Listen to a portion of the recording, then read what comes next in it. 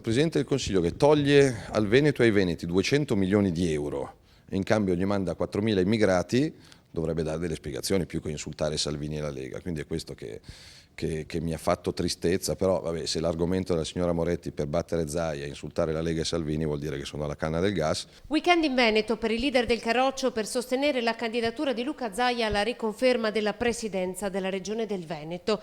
A Padova è arrivato nel pomeriggio dove ha trovato ad attenderlo alcuni striscioni di contestazione.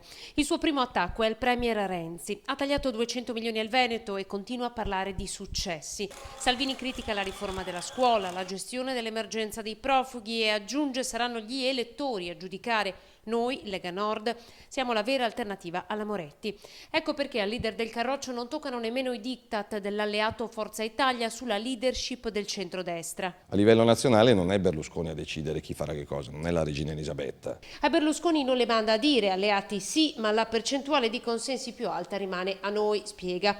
Torna su Padova, città divisa nell'accoglienza. Attenzione, dice a chi offre la propria casa ai profughi, potrebbero esserci brutte sorprese e insiste. Mi piacerebbe che tale generosità fosse attuata anche nei confronti dei padovani sfrattati ed esodati, disoccupati o cassintegrati che non mancano. Domani sera il leader del Carroccio sarà ospite del direttore Luigi Bacciali in uno speciale Focus.